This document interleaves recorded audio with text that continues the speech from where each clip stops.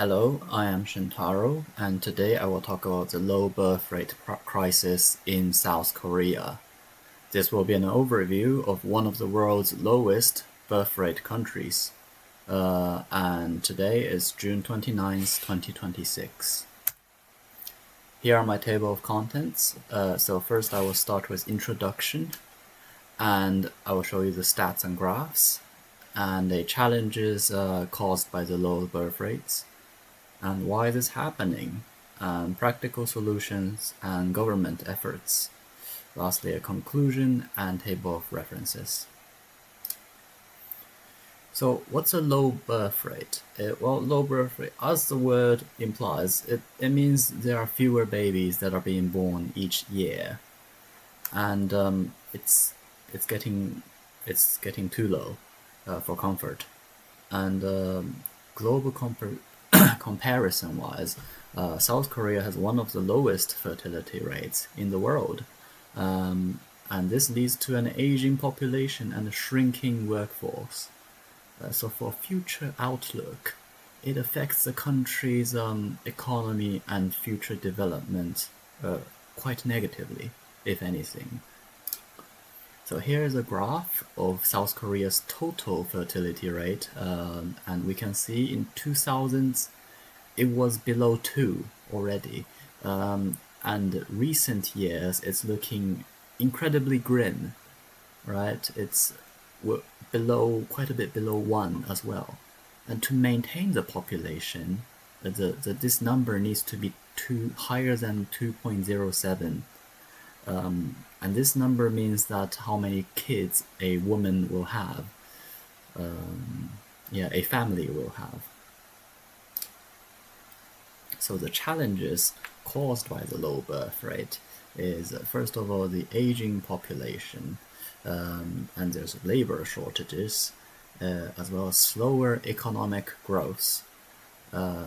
It increased the healthcare and pension costs for the country from the taxpayers' money, and school closures due to too little children, and the population declines inevitably.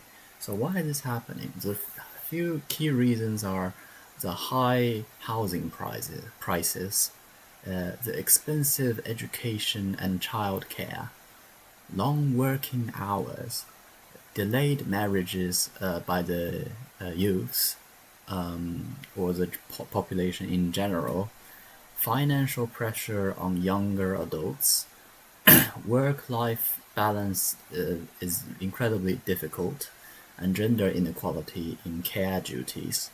These are very familiar. It's very similar to Japan's issues, just a bit worse in Korea. So how can they improve? It's quite difficult, but I would say affordable childcare, better parental leave, reduce working hours, housing support for young couples, financial incentives for families, improve work-life balance, promote gender equality at home and work. Again, although these are solutions that are possible, but personally I find them relatively hard to implement, actually. And to conclude, so first of all, this is a serious challenge. South Korea's low birth rate is creating a long-term social and economic problem.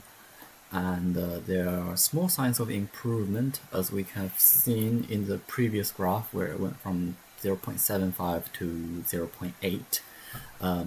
So the birth rate has increased slightly in recent years, but the fertility rate still remains very low. And the solution, the path forward, is to support younger family, better support for young families, improve work-life balance, and reducing financial pressure can encourage more people to have children. And the outlook is to have a stronger future, creating a society that makes family planning realistic, which can benefit both the individual and the country's future. And here are my table of references. Thank you very much.